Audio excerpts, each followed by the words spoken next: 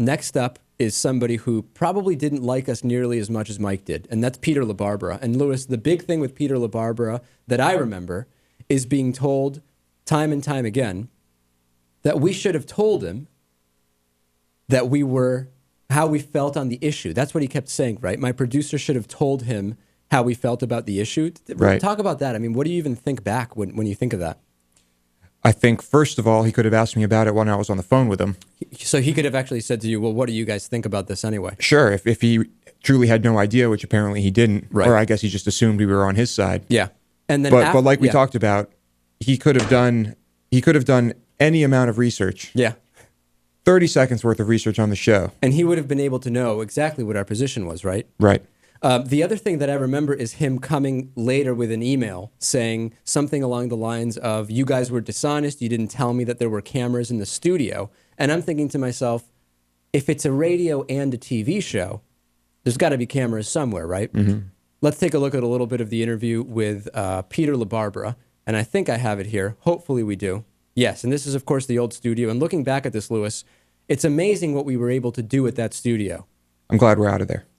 Well, I'll tell you, Pete, you couldn't be more wrong. The reason people are coming out earlier is because why would they wait until after high school? Because their parents would have killed them if they had found out about it, because it was just not something that was, they did not feel comfortable. And now as we learn more and more that it's okay to be gay and it's not evil, you're not going to hell, kids are more comfortable coming out earlier. That's your opinion, David. It is, no, of course, and we've heard yours. And we've heard yours. I hope you would agree but I hope you would agree, in the interest of balance and impartiality, which our public schools are supposed to be, I hope that the kids would also learn that, hey, just as there are people who are proudly gay, there are also people who are proudly out of that lifestyle. The problem is that a lot of the institutions have sort of bought your propaganda, and they're only teaching one side. Right. And I think in the interest of diversity, which your side probably talks a lot more of than my side, in the interest of diversity, they ought to give the other side of the question. Well, I was doing a little research. It seems, Peter, like your organization is considered so crazy that even the anti-gay movement sometimes thinks you're too extreme. I mean, the example of the election in, the election in Maine, where you and your friend Mike Heath were basically shut out of the process by the National Organization for Marriage People. It's amazing, David, is it not?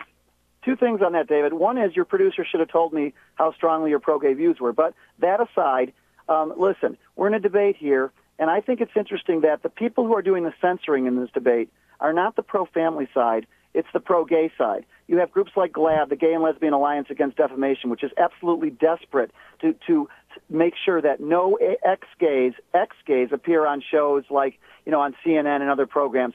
It's not the pro-gay, it's not the side, my side, the pro-family side, which is censoring. It's your side. And my question is, what are you afraid of? I have no idea. I'll be honest. I have no idea what you're talking about. You're not censoring. At least you're having me on, although I wish your producer would have told me how strongly you felt on the issue. I don't know what you're, I'll be honest. I don't know what, I'm not censoring anything. I'm not interrupting you. You're allowed to say your piece. No, I agree. You're not censoring, but there is a lot of censorship on the pro-gay side these days. Really one of my favorite interviews there with Peter LaBarbera, and these continued. There's a lot of these. Most recently, we talked to Bryan Fischer, and here he is talking about there is no such thing, this is one of our favorite lines, as a monogamous gay relationship. We can to help you. Well, okay, so I'm not very familiar with gay sex myself, being heterosexual. I know that you speak and write about it a lot, so I just want to ask you, what about a monogamous gay relationship is risky or causes HIV that we should be telling people, no, absolutely don't do that, if that's a lifestyle you don't want? What is risky about a monogamous gay relationship? Well, the problem, David, is that there is no such thing as a monogamous homosexual relationship. You look at the research, and homosexuals themselves will admit many of them have as many as 500 to 1,000 sexual partners over the course of a lifetime. Hey, if you've ever watched the Howard Stern show, there's plenty of women with those records with men as well. Well, that's a pretty significant record, and I would say to a woman, if you're having 500 to 1,000 sexual partners in your life, you have got to stop. You are doing you're exposing your health to enormous risk. Please, for God's sake and for your own sake, stop it. So it sounds like you would say to anyone, regardless of gender orientation, if they're having sex with 500 people, that's not good. But the question remains, in a monogamous gay relationship, what is the risk? There is no such thing.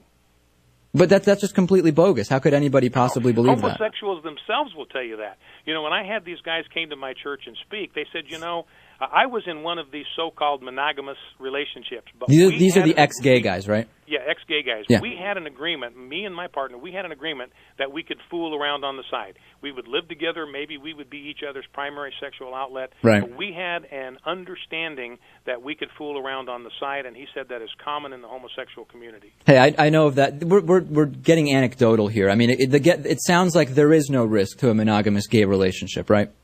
Oh, sure there is. Anytime you engage in anal sex, David, that is dangerous to human health. The rectal wall is 1 cell thick. Right. It's easily torn, so it allows any kind of disease, infection, ready access to the bloodstream. It's a bad idea. It's a bad idea whether you're straight or gay. Okay, so again, you would tell women or men who have sex with a lot of men not to do that. You would tell women or men not to have anal sex. So again, it sounds like these are just general sex tips from Bryan Fischer, not even directed at homosexuality. Exactly right. Okay. All right, so that's the Bryan Fischer interview, a favorite among the audience, Lewis. Check out the whole thing, of course. And his comment about 1 cell thick is hilarious. That must be one wide cell to be... That's the biggest cell I've ever heard of. Yeah. This guy, if this is true, I think he could break some serious ground in the medical field. Wrapping up with our section on anti-gay nuts, we were able to speak to a guy who does seem to have a good head on his shoulders, and that's Nate Phelps, the estranged son of Fred Phelps of the God Hates Fags Westboro Baptist Church. Many people emailing me saying this is the interview of the year. It's just incredible to hear about both the physical and mental abuse that Nate and his sister Shirley Phelps-Roper, who did not leave the church and everybody else suffered. Let's take a look at that.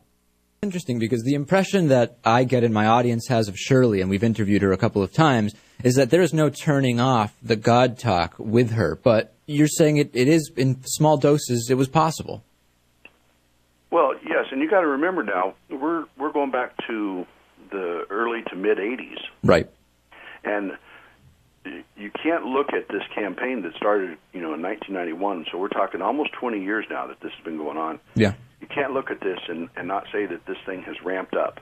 And, they're now involved in an end game because they truly believe. Shirley said this at on camera at Obama's inauguration. Their belief system and the idea that they're moving forward with is that God is going to come back on July 21st of 2012, and he's going to take them up into heaven, so none of them are going to have to die, and then the tribulation is going to start here on earth. July 21st, 2012. 2012. Do you believe that they're capable of some kind of cult suicide? I mean, what do you think is going to happen on that date? Well, I don't know. All I can say is when I think in terms of, or try to put myself in their shoes and think in terms of an end game, that there is going to come a specific point in time when all this is over, the very least I can imagine happening is that they become even more aggressive, take greater risks, that their rhetoric's going to ramp up. They're going to make people that much angrier, and it's frightening to consider the possibilities. There's no evidence that they can, or that they have, or that they would, commit violence on themselves or someone else. Mm-hmm. But this is a dynamic that most of us can't even get our minds around. Right. We're literally thinking in terms of we're not going to be here at a specific date in the future. All right, so there it is, Nate Phelps. Some people calling the full 25-minute interview the best one we've done the entire year. So let's take a break. Remember, Lewis is hosting the last bonus show of the year. I can't think of a better reason to become a member today at davidpakman.com. Don't miss it. The David Pakman Show at davidpakman.com.